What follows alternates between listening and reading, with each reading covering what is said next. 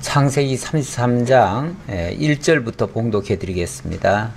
야곱이 눈을 들어보니 에서가 400명의 장정을 거느리고 오는지라. 그의 자식들을 나누어 레아와 라헬과 두 여종에게 맡기고 여종들과 그들의 자식들은 앞에 두고 레아와 그의 자식들은 다음에 두고 라헬과 요셉은 뒤에 두고 자기는 그들 앞에서 나아가되 몸을 7번 땅에 굽히며 그의 형 에서에게 가까이 가니 에서가 달려와서 그를 맞이하여 안고 목을 어금막 추어 그와 입맞추고 서로 우니라. 아멘. 4절까지 봉독해 드렸는데 4절에 보니까 놀라운 반전의 역사가 있습니다. 사실 바로 직전까지 야곱은 에서를 만나면 곧 죽을 줄 알았습니다.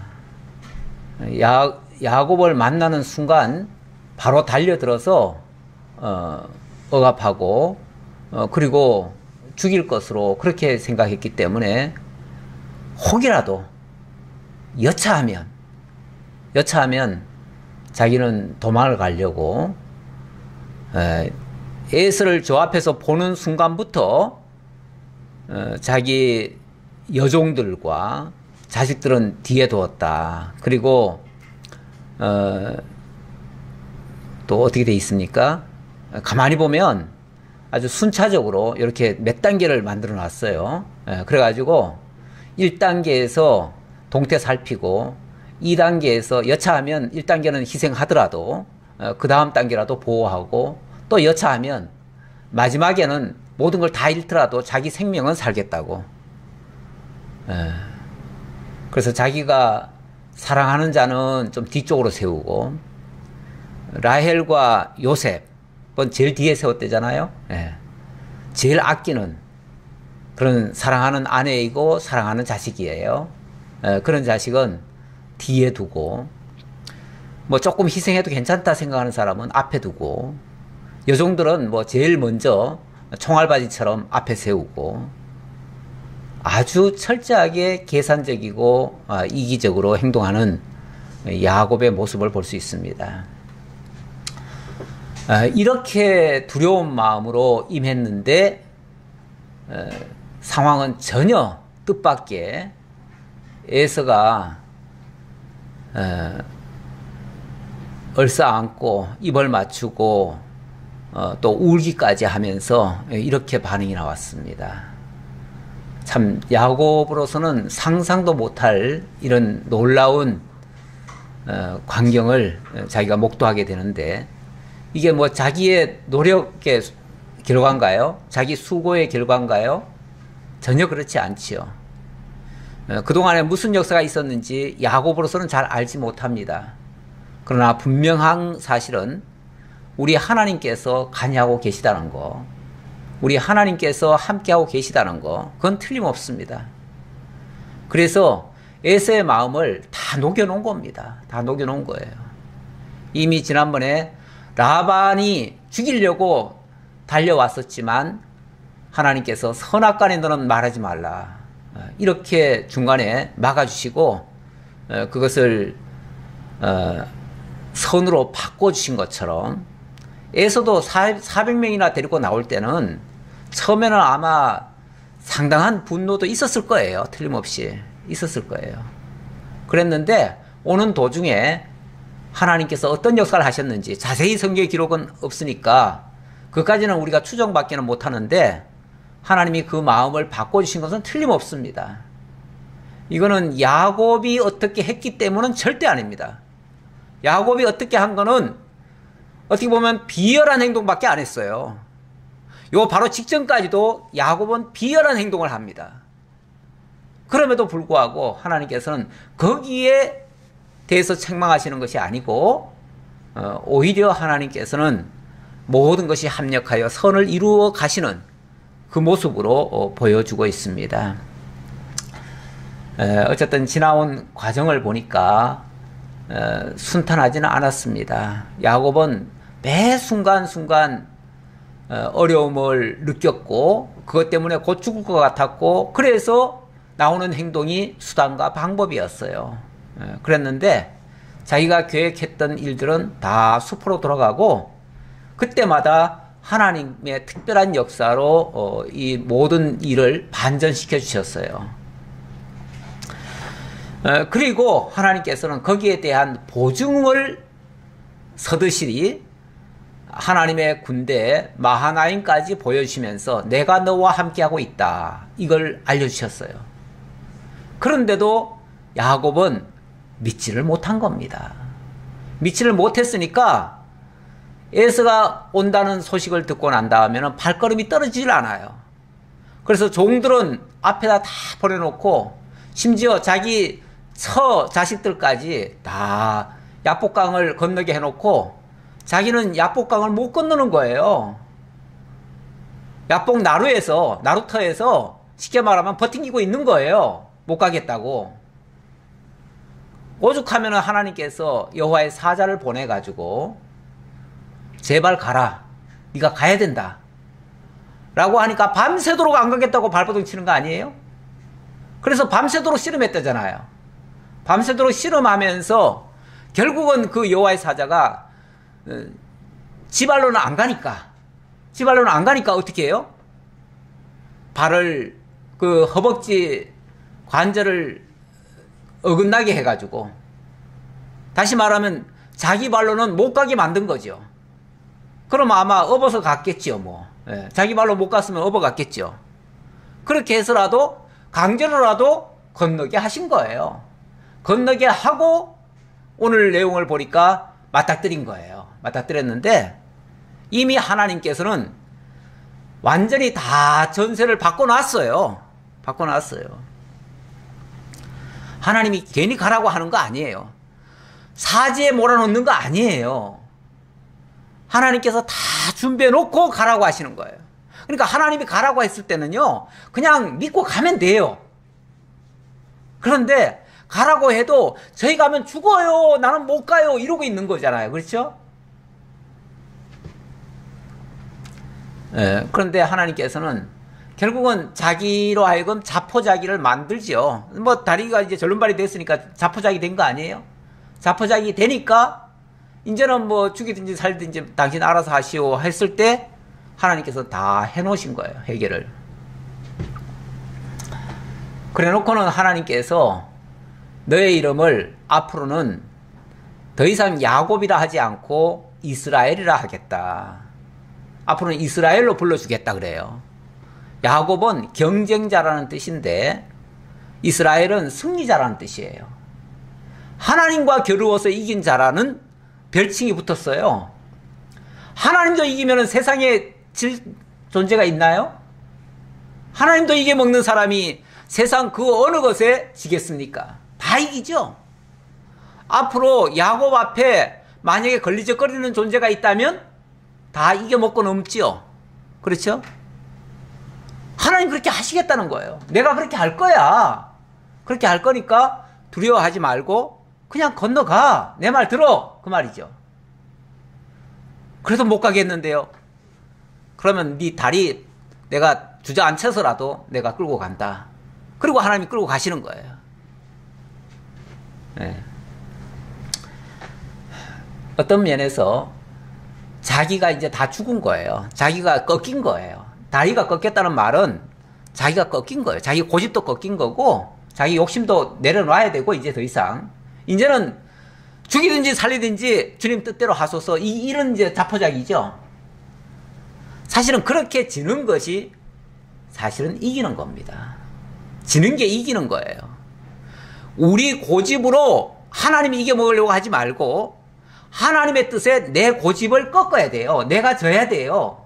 지는 게 진짜 이기는 것이고 그러면 진짜 승리자의 모습이 나올 거예요. 그런데 계속 자기 고집을 안 내려놓으면 안 꺾으면은 이기는 것 같지만 자기가 때를 써서 이기는 것 같지만 그거는 하나님의 뜻을 꺾으려고 한 거기 때문에 사실은 지는 거예요. 그렇게 되면 그러니까 내가 이기면 하나님께 지는 거고요. 내가 지면은 오히려 그게 이기는 거예요.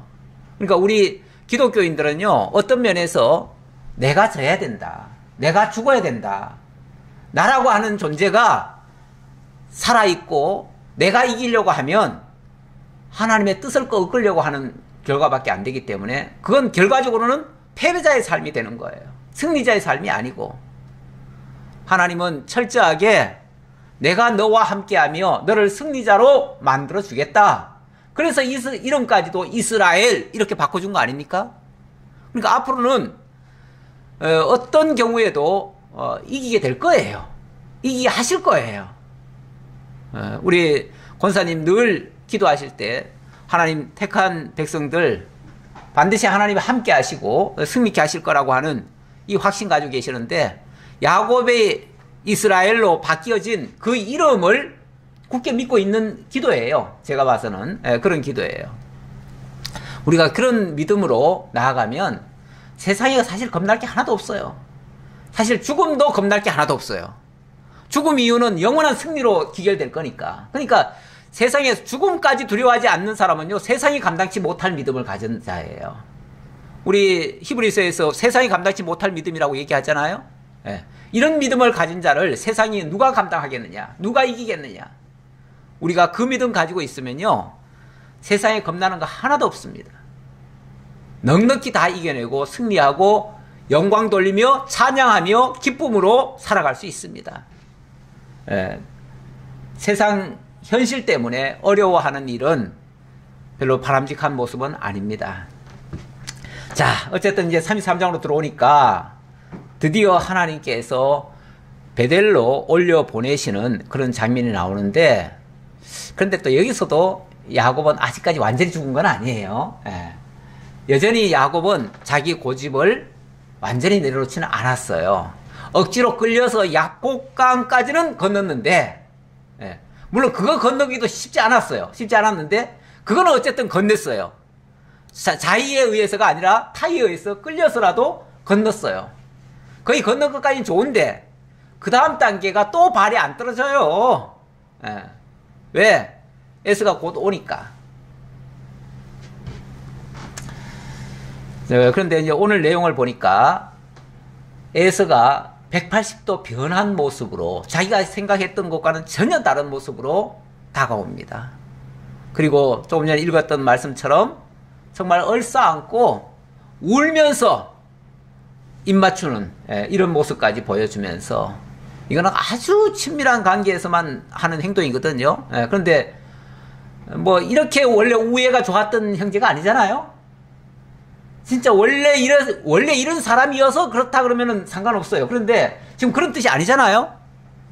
철천지 원수처럼 정말 서로를 미워하고 서로를 죽이지 않으면 내가 죽는다라고 생각하는 이런 경쟁 관계 속에 있던 사람들인데, 그런 사람들이 정말 형제를 지금 발휘하고 있어요.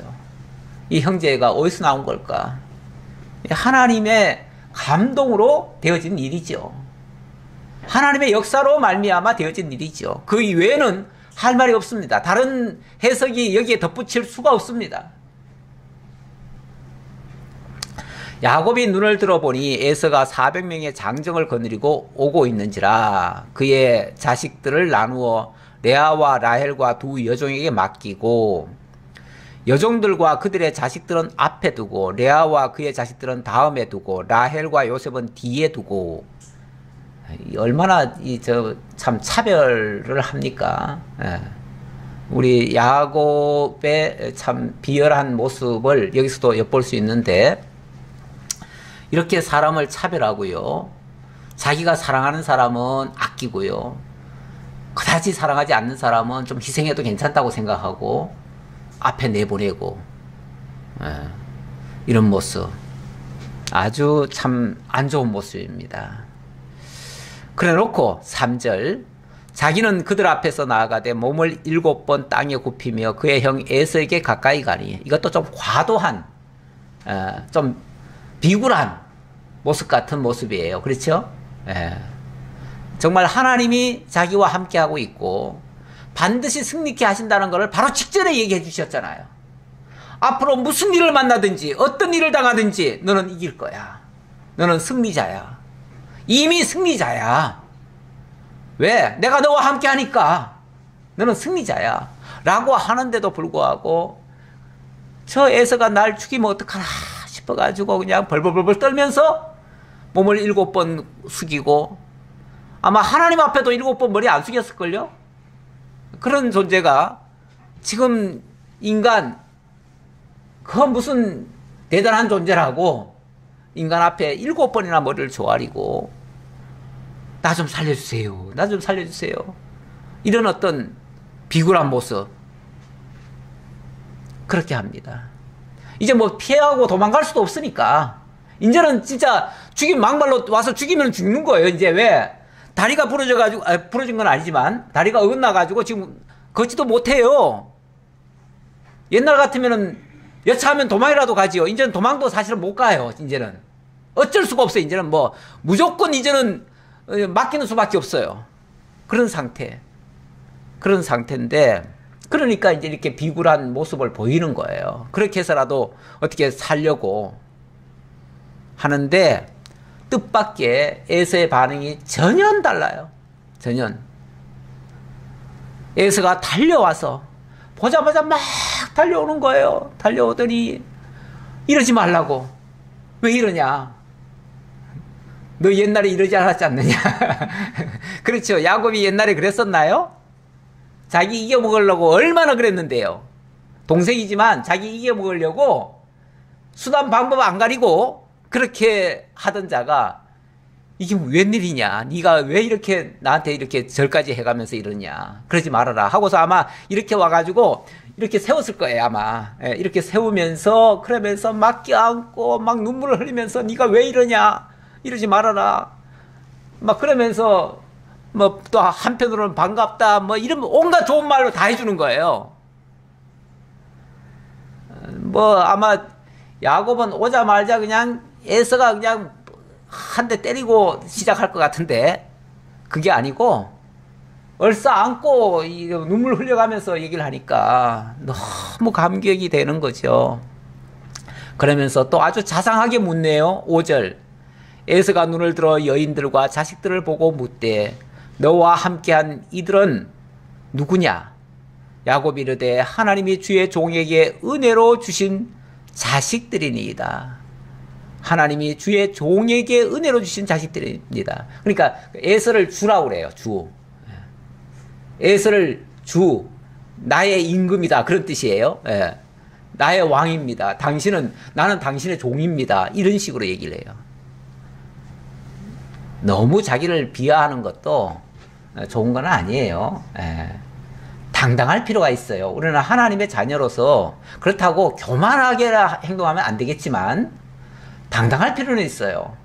비굴해서도 안 되죠. 사람 앞에 비굴하는 거는 옳지 않아요. 우리가 하나님 앞에 겸손하게 정말 자신을 낮추고 하나님 말씀하옵소서 내가 듣겠나이다. 이런 자세면은 그거는 괜찮아요. 예. 또 뭐 사람 간에도 정중하게 예의를 갖추고 서로 이렇게 겸손하게 말하고 이 정도는 괜찮지요. 그런데 막 당신은 나의 왕입니다. 나는 당신이 죽으라면 죽겠습니다. 막 이런 식으로 얘기하는 거는 이건 비굴한 모습이죠. 뭐 그렇게 해서 뭘 조금 봐달라는 뜻인 것 같은데 그런 식으로 해서 사람이 봐줄 걸 안 봐줄 걸 봐주고 그러지는 않습니다. 오히려 옛날에 저희 아버지가 그런 소리를 자꾸 하셔요. 이 세상은요 괜히 와가지고 옆구리를 툭 차본대요. 발로 푹툭 친대요. 그래가지고 별로 반응이 없거나 아유 죄송합니다 그리고 이렇게 저 자세로 나오면 짓밟아 버린대요. 왜냐하면 세상은요 약한 자는 봐주는 게 아니에요. 약한 자는 짓밟아 버려요. 그리고 자기가 그 약자를 이용해 가지고 자기가 이득을 얻으려고 해요. 그런데 강자는요 강자 앞에는 사람들이 약하게 굽니다. 그래가지고 툭 쳐보고 뜨끔한 반응이 나오면요 그때는 아이고 죄송합니다 제가 잘못했습니다 그리고 빈다는 거죠. 그러니까 사람 앞에 쉽게 말하면 사람 앞에 이건 일종의 처세술입니다. 세상 살아가는 처세술인데 사람 앞에 비굴하게 하면요 봐주는 게 아니고 짓밟아 버려요. 그러니까 사람 앞에는 절대 비굴하게 할 게 아니다. 그런 얘기죠. 좀 당당한 모습 보일 필요가 있고, 그러면요 상대방도 정당하게 대우해줘요. 거기에 맞게, 걸맞게. 아, 저 사람은 함부로 내가 대할 사람이 아니야. 함부로 이렇게 짓밟을 사람이 아니야. 예. 그래서 그 사람을 인정을 하고 존중을 한다는 거죠. 그래서 사람 앞에 너무 비굴한 모습은 별로 그렇게 바람직한 모습은 아닌 것 같아요. 이건 일종의 처세술이지, 이건 성경 아닙니다. 성경식으로 해석하지 말고요. 저는 너무 이 야곱이 과도하게 사람 앞에 비굴한 모습 보이는 게 별로 안 좋아 보여서 그래서 하는 말이고, 이런 거는 본받지 말라고 하는 뜻에서 말씀드린 겁니다. 자, 그랬더니 그때 여종들이 그의 자식들과 더불어 나와 절하고, 레아도 그의 자식들과 더불어 나와 절하고, 그 후에 요셉이 라헬과 더불어 나와 절하니 에서가 또 이르되, 차례대로. 왜냐하면 순서를 다 뒤에다 맞춰놨기 때문에, 그래서 한꺼번에 못 나오고 차례대로 나오는 거죠. 일단은 뭔가 하해가 된 것 같은 모습이니까 이제 안심하고 나오는 거죠. 안 그러면 여차하면 이제 그 사람들이라도 빼돌리려고, 도망치게 하려고, 그래서 다 순서적으로 저 뒤로 밀어놓은 거 아니에요? 근데 이제 그들도 이제 야곱이 이렇게 하는 걸 보고, 아, 이제 괜찮은가 보다 하고서 와가지고 다 인사하는 거죠. 에서가 또 이르되, 내가 만난 바 이 모든 때는 무슨 까닭이냐? 야곱이 이르되, 내 주께 은혜를 입으려 함이니이다. 내 주께 은혜를 입으려고. 그러니까 앞에서 많은 그러니까 그 양떼들 이런 걸 보냈잖아요. 한 600여 마리를 보냈잖아요. 그러니까 이게 도대체 뭐냐? 왜 나한테 이런 걸 보냈느냐? 라고 물으니까 내 주께 은혜 입으려고 이랬습니다. 이거 드리면은 어떻게 우리 주님께서 좀 마음이 풀어져 가지고 저한테 은혜를 좀 베풀까 해서 그랬습니다. 사실 쓸데없는 행동이기도 한데, 물론 뭐 사람은 또 혹시 이런 거에 또 마음이 약해져 가지고 그거 받고 또 이렇게 풀어줄 수도 있긴 있어요. 있긴 있는데 그거는 어디까지나 세상 방법이고, 우리 신앙적으로 봐서는 이런 거는 전혀 도움이 안 되는 그런 방법입니다. 그랬더니 에서가 이르되, 내 동생아, 내게 있는 것이 족하니 너의 소유는 너에게 두라. 나도 많이 있다. 나도 소유 많다. 그러니까 너 것까지 나한테 줄 필요가 없어. 너의 것은 네가 가져. 하나님이 너에게 준 걸 왜 나한테 주느냐. 물론 뭐 우리가 가난한 자들에게 자비와 긍휼을 베푸는 것은 좋은 겁니다. 그건 좋은 건데, 그런데 이상하게도 정말 대기업이나 이런 사람들도 보면요, 가난한 자들에게는 되게 야박해요. 그냥 월급 좀 덜 주려고 그렇게 얘기를 하고, 그냥 뭐 좀 안 하려고 그렇게 하면서, 보면은 힘 있는 자들에게, 권력자들에게는 어마어마하게 갖다 또 바치거든요. 그러니까 힘 있는 자에게는 막 엄청나게 그렇게 하면서도 가난한 자들에게는 또 억압하는, 이게 이제 이중잣대를 가지고 있어요. 사람들이 대부분 그래요. 그러니까 강자 앞에는 약하고요, 약자 앞에는 강한 편이에요. 대체적으로 그래요. 사실 이렇게 큰 재물을 지금 에서도 쉽게 말하면은 이제는 굉장히 부유한 자가 됐어요. 사실은 그 이삭이 물려준 재산 가운데 아마 대부분은 다 에서가 가졌을 거예요. 왜냐하면은 야곱은 도망가는 바람에 하나도 받을 게 없어요. 받을 게 없고 그냥 맨 몸뚱아리로 그냥 간 거예요. 그랬으니까 그 나머지 재산은 어디에 됐겠어요? 전부 다 에서 거 됐겠지요. 에서 거 됐을 테니까, 그러니까 에서도 쉽게 말하면은 아주 한 기업을 이룬 거예요. 그래서 굳이 그 부한 자들에게는요, 솔직히 재산이 더 와봤자, 뭐 우리 속된 표현으로 은행에 동그라미만 몇 개 더 붙는 거지 아무것도 아니에요. 그 있으나 없으나 똑같아요. 사람이 사는데 어느 정도의 이상이면요, 그 이상의 재물은 사실은 우리 실생활에는 영향을 안 줘요. 의미가 없어요. 그거는 괜히 두고두고 길이길이 몇천 몇만 대 자식들한테 물려주리라 이런 생각이 아니라면 의미 없는 재산이에요. 그런데 있는 자들은 더 가지려고 또 애를 쓰긴 써요. 왜 그런지 모르겠어요. 어디까지 가지고 가려고 그러는지 모르겠어요. 그런데 사실 에서도 마찬가지예요. 에서도 이미 자기 재산으로 충분한데 굳이 이 야곱에게까지 받아갈 필요가 없어요. 이게 제대로 생각이 있는 사람이라면 그게 맞아요. 이 말이 맞는데, 물론 뭐 욕심이 있다면은, 욕심이라고 하는 거는 원래 무적행 같아가지고요, 끝없는 진짜 끝이 없는 구덩이 같은 거예요. 그래서 이거는 아무리 집어넣어도 끝이 없으니까 계속 들어가죠. 그래서 욕심이 한없는 사람은 정말 끝없는 그런 욕심을 가지긴 가지는데, 제정신이 있다면은 그럴 이유가 없는 거죠. 그래서 에서가 내게 있는 것도 나는 충분하다. 그러니까 너에게 있는 것은 너에게 그냥 가만둬라. 너의 소유니까 하나님이 너에게 주신 거니까 네가 가져라. 그랬더니 야곱이 이르되 그렇지 아니하니이다. 내가 형님의 눈앞에서 은혜를 입어 싸우면 청하건대 내 손에서 이 예물을 받으소서. 내가 형님의 얼굴을 배운즉 하나님의 얼굴을 본 것 같사오며 형님도 나를 기뻐하심이니이다. 이 뒷말까지 이렇게 해야 되나요?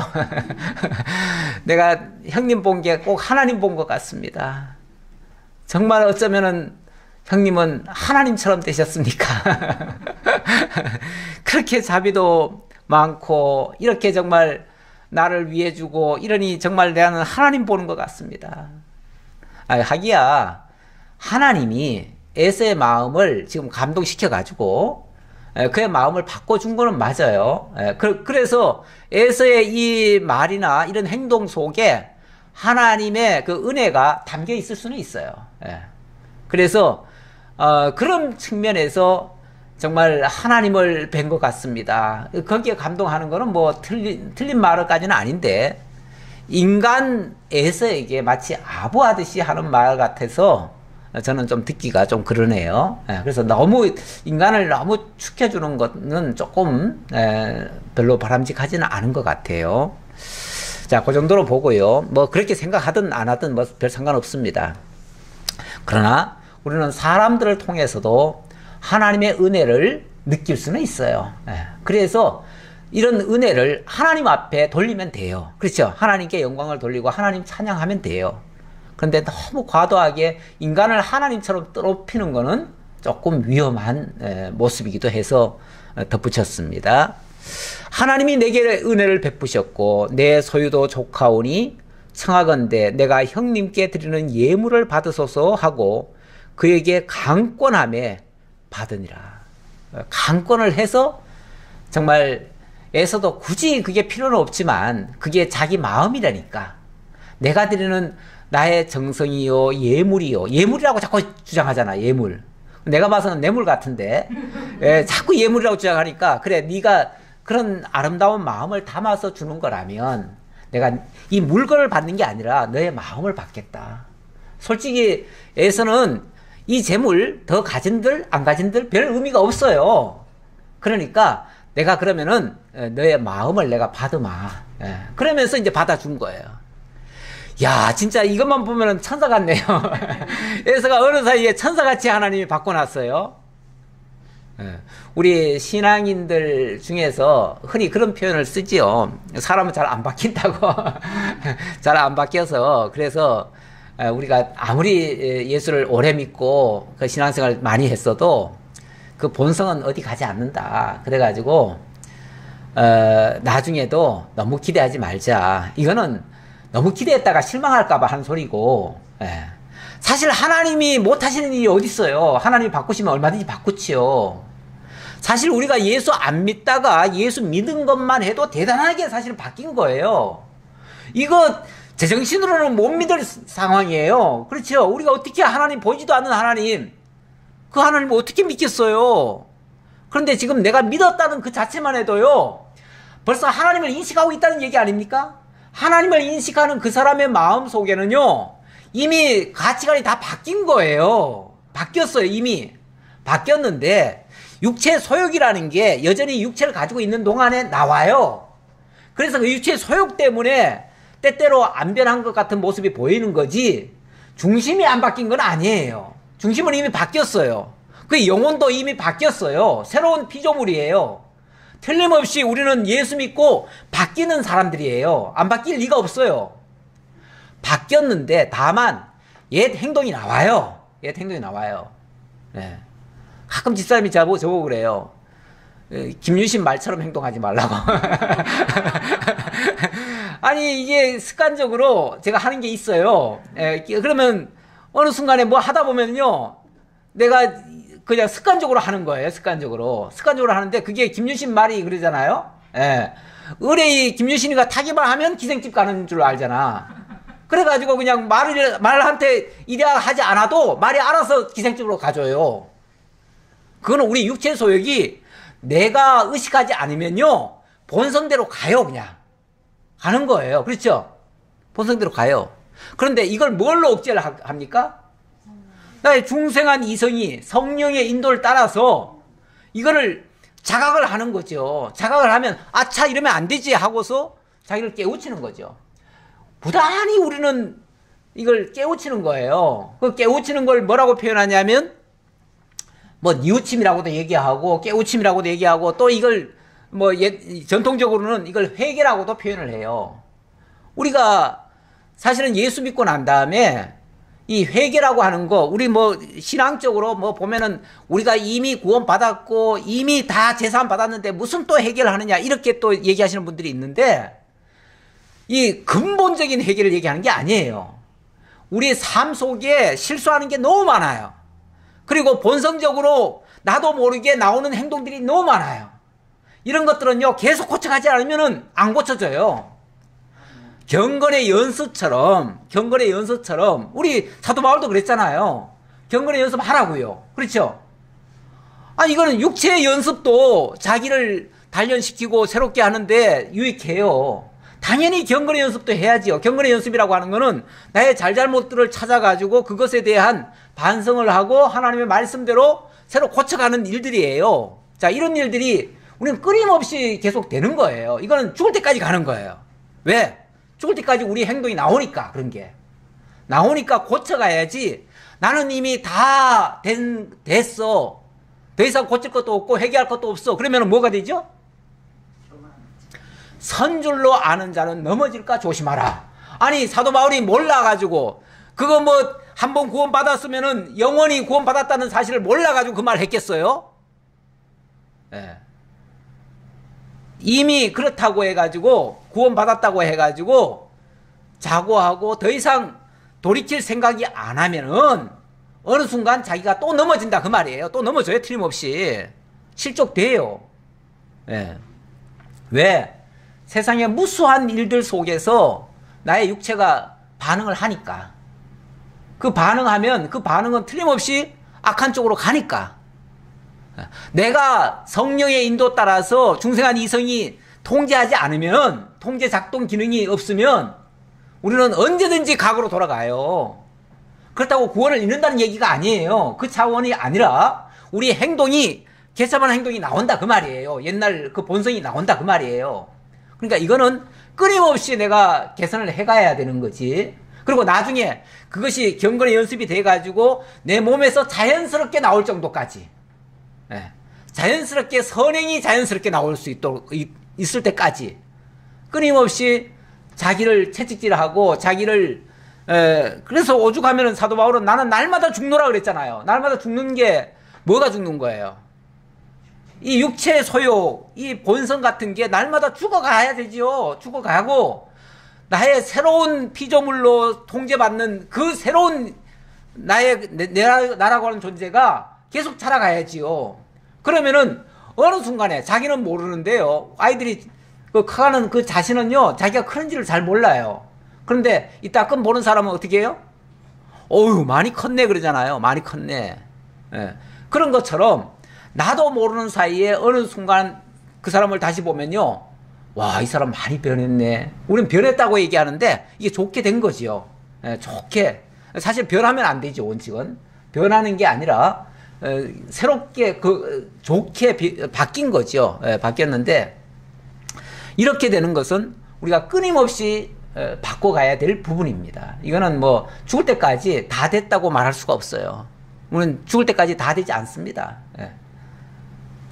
오히려 후퇴 안 하면 참 다행이라고도 생각되고요. 어떨 때는요, 우리가 제정신 잃어버리면요, 후퇴까지 해요.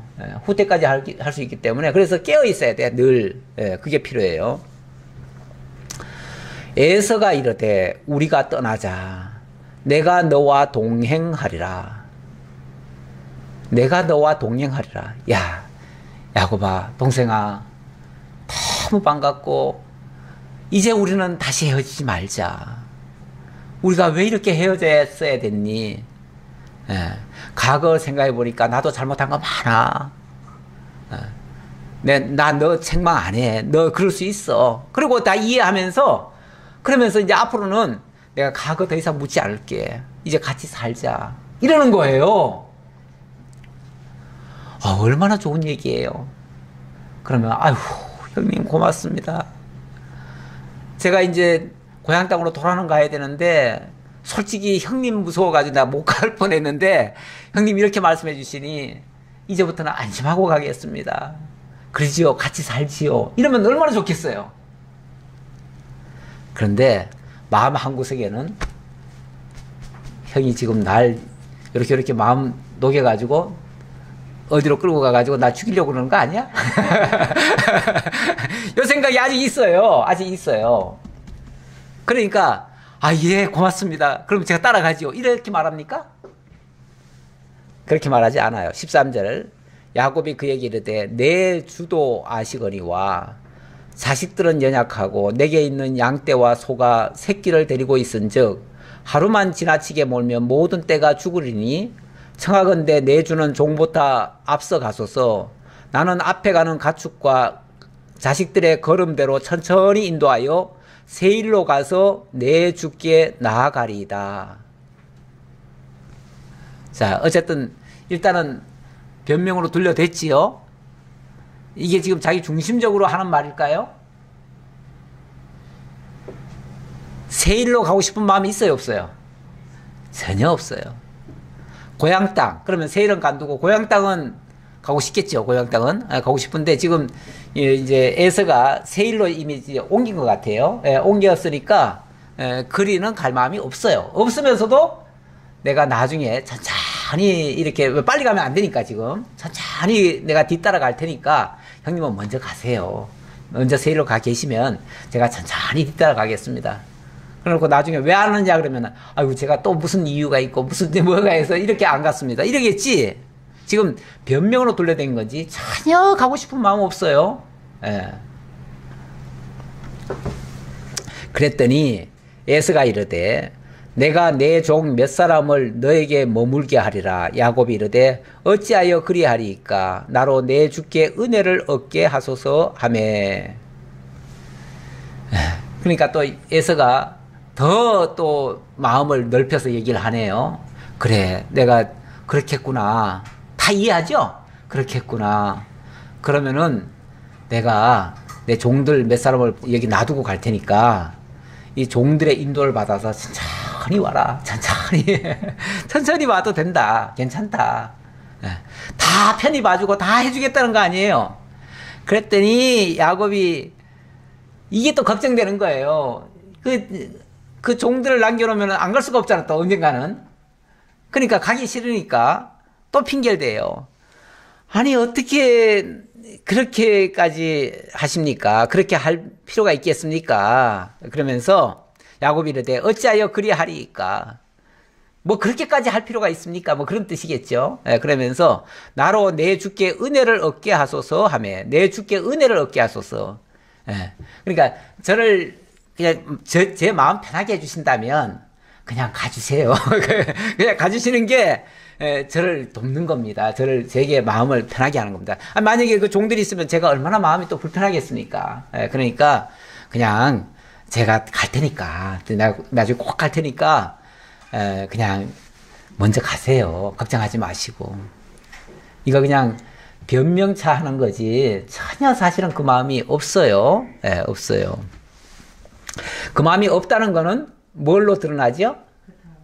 예, 그 다음 장면에서 드러나지요. 이날에 에서는 세일로 돌아가고 야곱은 숫곳에 이르러 자기를 위하여 집을 짓고. 아니 세일 갈 사람이 잠깐 머무는 곳에 집을 짓습니까? 예. 지금 야곱은요 어쨌든 그 에서가 있는 세일 가까이 쪽으로 가는 것 자체가 두려운 거예요. 가는 것 자체가. 그러니까 세일은 좀 멀리 있잖아요. 에돔 땅이니까 좀 멀리 있어요. 멀리 있지만 거기에 이제 옛날에 옛날에 어디입니까? 옛날 살던 데가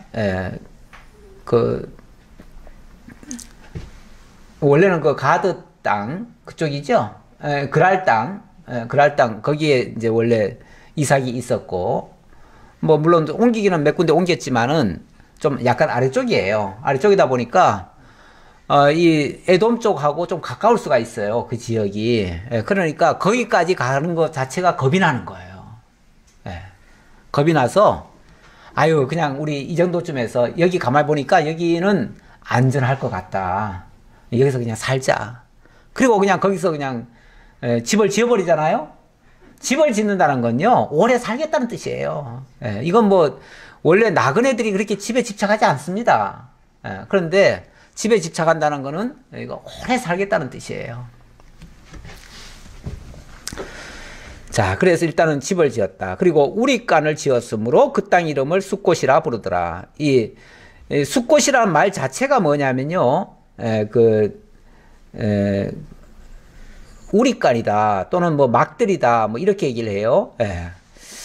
그러니까 결국 이제 집이라는 뜻이에요. 그게 일종의. 뭐 그러니까 동물이 거처할 집 그걸 우리간이라고 얘기하고 사람이 거처할 집은 물론 집이라고 얘기하고 이러는데 어쨌든 그런 곳이다. 여기는 우리의 터전이다. 아니 터전보다도 우리가 살 집이다. 이렇게 생각하고 그냥 여기가 우리 살 집이다라고 생각하고 거기다가 정착을 해버린 거예요. 정착한 거예요. 정착했는데 근데 거기가 하나님의 약속한 그 장소 맞나요? 아니죠. 하나님이 지난번에 돌아가라 할 때는 어디로 돌아가라는 거죠? 베델로 돌아가라는 거예요. 왜? 베델에서 약속을 했잖아요. 그러니까 약속한 지점이 알파고요. 한 바퀴 돌아가지고 그게 그 자리에 와야 거기가 오메가가 되는 거예요. 그러니까 시작과 끝점이 그 베델이 돼야 돼요. 그래야 하나님의 언약이 온전히 성취되어졌다는 것이 증명이 돼요. 그러면은 하나님의 언약과 성취 역사가 지금 펼쳐지고 있는 중인데 하나님은 그걸 위해서 지금 인도해 가시는 중인데 지금 가다 말고 지금 알파에서 여기까지 와가지고는 여기를 안 내려가려고 하는 거예요. 지금 여기까지 가야 되는데 안 가려고 하는 거예요. 그리고 여기 머물러 버렸어. 그러니까 안 가려고 하면 하나님이 가게 하시죠. 안 가려고 하면 하나님이 가게 하셔요. 가게 하시려니까 가게 하시는 방법이 또 뭐겠어요? 여기 물론 자세한 얘기는 없어요. 여기에 없는데 어쨌든 거기서부터 못 살고 또 장소를 이동을 해야 돼요. 여기가 지금 어쩌면은 그 다음에 들어간 데가 어디입니까? 세겜이에요. 근데 세겜은 성읍이라고 돼 있어요. 다시 말하면 성 안에 마을이 있어요. 성이 있어요. 성이 있다고 하는 곳은 안전한 곳이에요. 근데 이 숫곳이라고 하는 것은 성이라는 말이 없지요? 상이 없다는 말은 벌판이라는 얘기예요.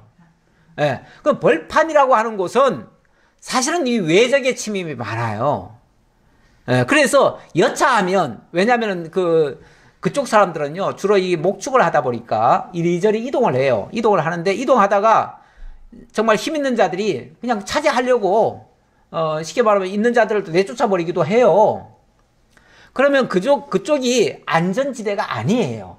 안전지대가 아니에요. 그냥 일시적인 처소는 가능한데 안전지대는 될 수가 없어요.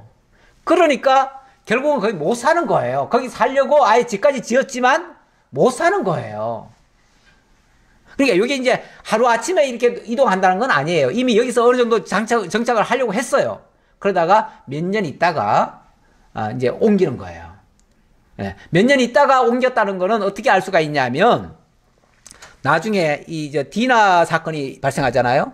디나가 장성을 했어요.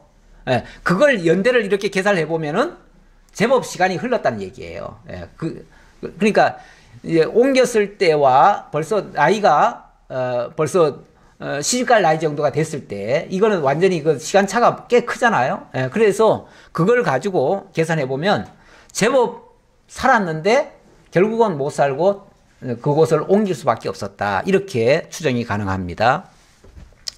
야곱이 밧단 아람에서부터 평안히 가나안 땅 세겜 성읍에 이르러 그 성읍 앞에 장막을 치고 그가 장막을 친 밭을 세겜의 아버지 하몰의 아들들의 손에서 베크시타에 샀으며, 자, 이번에는 세겜 성읍으로 들어왔네요. 세겜 성읍은 일단은 성이 둘러싸여 있으니까 안전지대가 된 거죠. 그리고 그 안전지대 안에 거하려면 뭐가 필요하죠? 땅이 필요하죠.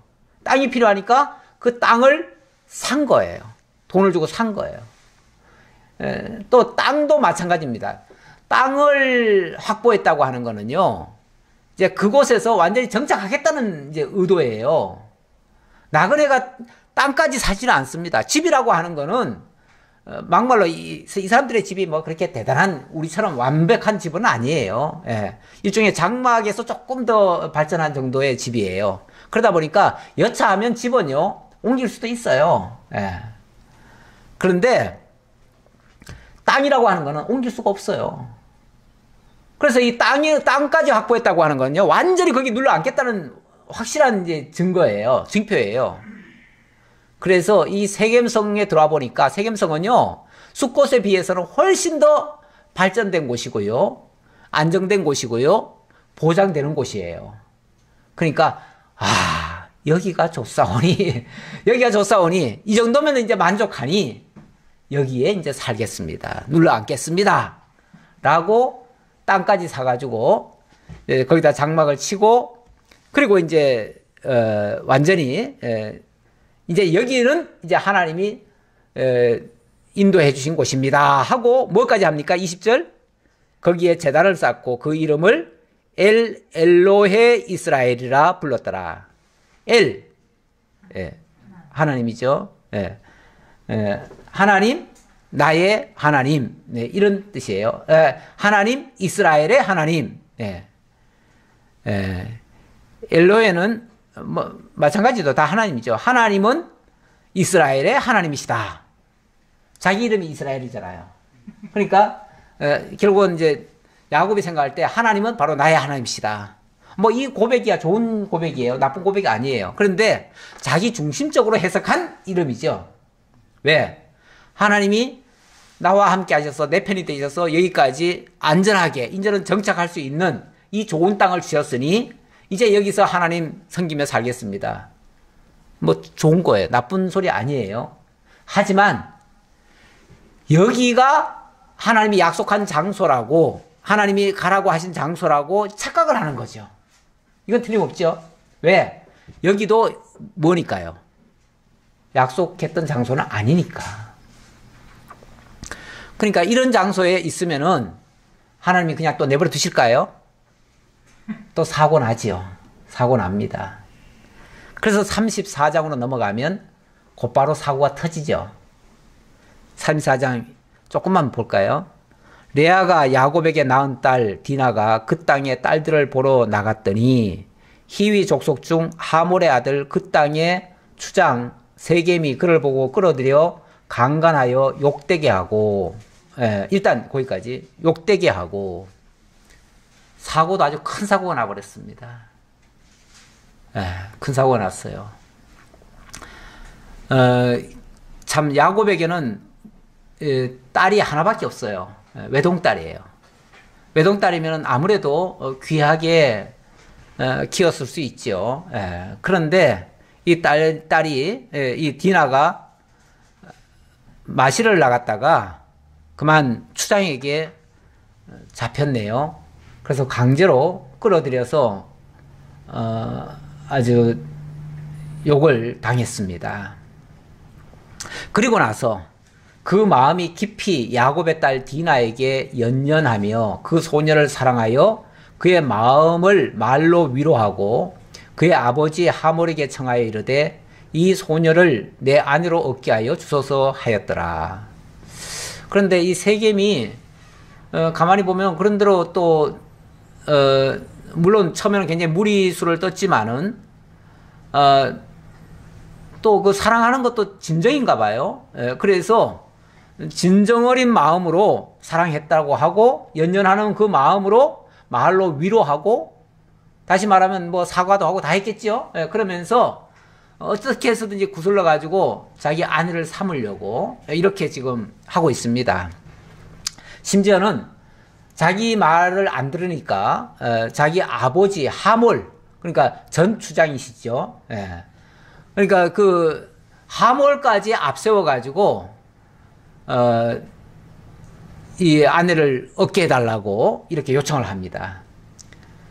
그런데 5절 봅시다. 야곱이 그 딸 디나를 그가 더럽혔다 함을 들었으나 자기의 아들들이 들에서 목축함으로 그들이 오기까지 잠잠하였고 세겜의 아버지 하몰은 야곱에게 말하러 왔으며, 자 일단 야곱의 반응을 봅시다. 야곱의 반응이 어떻습니까? 제가 봐서는 벌쩍벌쩍 뛰어야 될 것 같은데 그러질 않고 잠잠했다네요. 잠잠했대요. 굉장히 이성적으로 냉철하게 판단을 해서 그럴까요?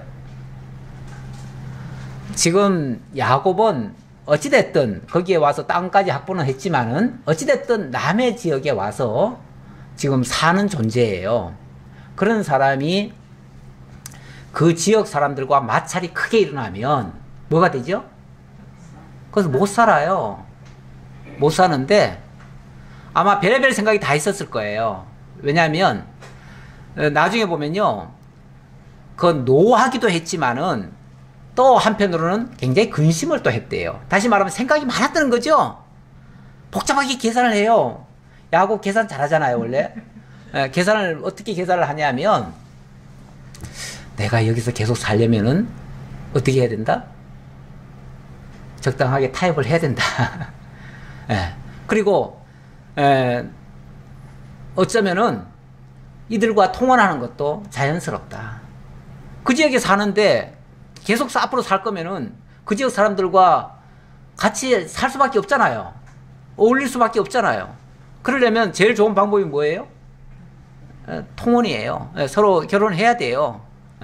아들도 주고 딸도 받고 뭐 이렇게 서로 주고받고 해야 서로 믿고 사는 거죠. 그냥 한 부족민들이 되는 거죠. 그렇게 되는 한 과정이니까 이거는 현실적으로 그냥 이대로 받아야 되는가? 이렇게도 생각하는 거죠. 야곱은 아마 그렇게 판단한 것 같아요. 그런데 또 세겜의 아버지 하몰은 야곱에게 말하러 왔으며 야곱의 아들들은 들에서 이를 듣고 돌아와서 그들 모두가 근심하고 심히 노하였으니 이는 세겜이 야곱의 딸을 강간하여 이스라엘에게 부끄러운 일을 곧 행하지 못한 일을 행하였습니다. 아무래도 야곱은 계산이 많은 사람이고요. 그 아들들 젊은 혈기잖아요. 젊은 혈기에서는 이게 옳으냐 그러냐 이거 가지고 이제 먼저 따질 수 있겠죠. 그러니까 펄펄 뛰는 거죠. 그래서 그 아들들은 막 노했대요. 노했는데 노하면서도 함부로 행동은 또 못하지요. 지금 이 지역이 자기네가 유리한 지역이 아니에요. 그래서 이걸 어떻게 할까 고민이 많겠지요. 어떻게 될지는 오늘 다 설명을 못 드리겠네요. 이 부분은 다음에 이어서 하겠는데, 자 오늘 내용 일단은 우리 하나님께서 가게 하고자 하시는 곳이 숫곳도 아니고요, 세겜도 아니에요. 아닌데 야곱은 여긴가 하고서 자꾸만 기웃기웃하는 거죠. 그리고 머물려고 하지요. 뭐 충청도 말로 여기가 아닌가요? 그래야 되는데 아닌 줄 알아야 되는데 아닌 걸 모르는 거야. 그러니까 그냥 자기 생각대로 머물러 그냥 앉으려고 했는데 하나님은 기어코 당신의 그 약속의 장소로 옮겨가십니다. 옮겨가요. 옮겨가려니까 이런 일도 발생하고 저런 일도 발생하고 갖가지 일들이 발생해가지고 안 가고는 못 베기도록 만드는 거죠.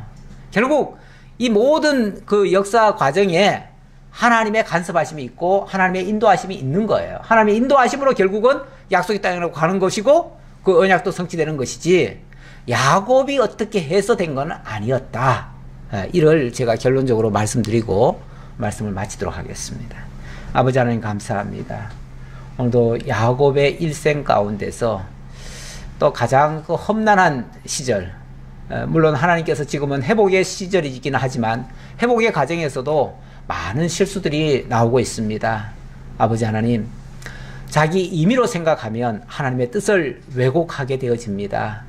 오늘 야곱의 행동에서도 하나님의 뜻을 제대로 알지 못해서 자기 생각대로 행동했던 일들, 그래서 실수로 나타나고 그것 때문에 많은 어려움을 겪고 또 심지어 자녀들에게까지 화가 미치는 모습을 보았습니다. 아버지 하나님, 우리들이 늘 하나님의 뜻에 나를 굴복시키고 나 자신은 죽어지는, 그래서 하나님 앞에 하나님의 뜻이 이루어지고 그래서 진정한 하나님의 승리자가 될 수 있기를 간절히 바라고 원합니다. 저희 모두가 하나님 앞에서 올바른 신앙 갖기를 간절히 바라오며 모든 걸 감사드렸고 예수님 이름으로 기도하옵나이다.